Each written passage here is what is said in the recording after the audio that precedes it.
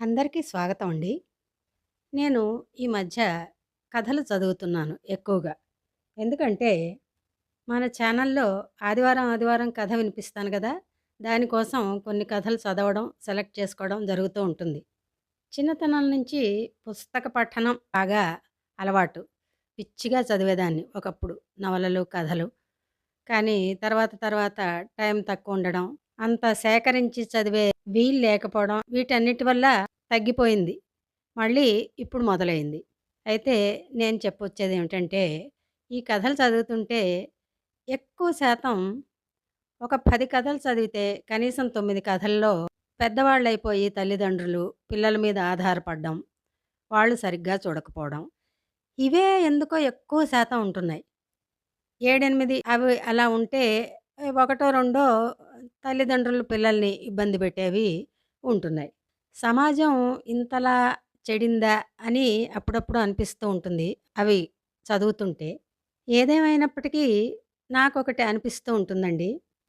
పిల్లల్ని కంటాం, పెంచి పెద్ద జేస్తాం. వాళ్ళని సెటిల్ జేస్తాం. మగ పిల్లలైతే ఉద్యోగాలొచ్చో, ఆడపిల్లలైతే పెళ్ళిళ్ళు చేసో, సరే ఆడపిల్లలు గూడా ఇప్పుడు ఉద్యోగాలు జేస్తున్నారు, సెటిల్ అవుతున్నారు. పెళ్ళిళ్ళు చేసి మొత్తం మీద వాళ్ళని సెటిల్ జేయడం. అంతవరకే బాధ్యత అనుకోవాలేమో.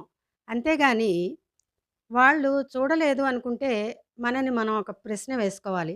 వాళ్ళ నుంచి మనం ఏమన్నా ఆశిస్తున్నామా అనేది. ఆశిస్తున్నప్పుడు మాత్రమే ఆశాభంగం జరుగుతుంది. ఎక్కడైనా సరే, ఎవరికైనా సరే.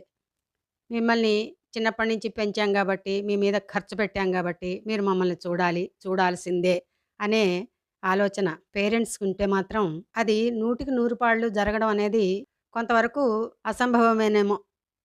నేను ఇందాక చెప్పినట్టు, మనం ఎవరికైనా ఏదన్నా చేస్తే, వాళ్ళ నుంచి ఏదన్నా ఆశించి చేయడం అనేది గనక మనం చేస్తే, అది ఆశించినప్పుడు ఆశాభంగమే గదండీ!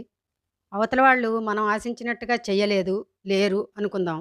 అప్పుడేమవుతుంది? ఆశాభంగమేగా! అందుకని తల్లిదండ్రులు ఇంకో విషయం చెప్పడం మర్చిపోయానండి. ఈ కథలు చాలా ఇబ్బంది పెడుతున్నారు తల్లిదండ్రుల్ని అన్నట్టుగానే ఎక్కువ శాతం ఉంటున్నాయని ఇందాక చెప్పాను కదా! చాలామంది లాయర్‌లు గాని, విశ్లేషకులు గాని చెప్తున్నది ఇంకోటి గూడా ఉంది. ఆస్తులన్నీ ముందే ఇచ్చేయకండి. అంతా మనవాళ్ళే గదా! మన పిల్లలే గదా! ఎక్కడికి పోతారు?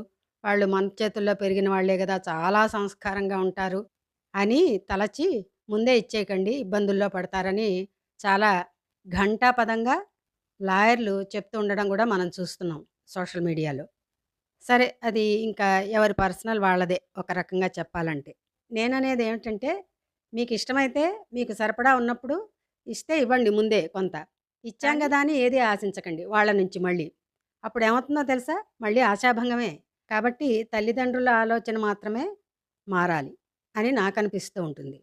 ఈ సమాజాన్ని ఈ రకంగా పరిశీలించాక.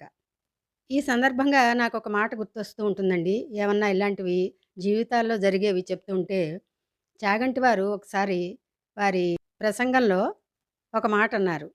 నేను ఈ ప్రవచనాలు చెప్తూ ఉంటా.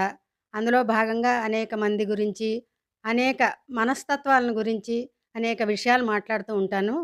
వాటిని విని నన్నే అన్నారు, నా గురించే చెప్పారు అని ఎవరైనా అనుకుంటే నేనేమి చేయలేను. నేనింక మాట్లాడలేను గూడా అంటారు. నిజంగా ఆ మాట నాకు చాలా నచ్చిందండి. సమాజ పోకడని అనుకోవడమే తప్ప, ఎవరిని ఎవరు పాయింట్ ఔట్ చేసే పరిస్థితి గాదు, అనవసరం కూడా. సరే మరి చెప్పాను గదా! రోజూ కొంచెం సేపు ఇలా మాట్లాడాలని, కొన్ని విషయాలు మీతో షేర్ చేసుకోవాలని నాకనిపించడం. ఈరోజు గూడా ఈ రికార్డ్ చేసి పెడుతున్నాను. మళ్ళీ వీలుగా ఉంటే రేపు కథ చెప్తాను. ఎల్లుండి కలుద్దాం. ఇలాంటి విషయాలతో.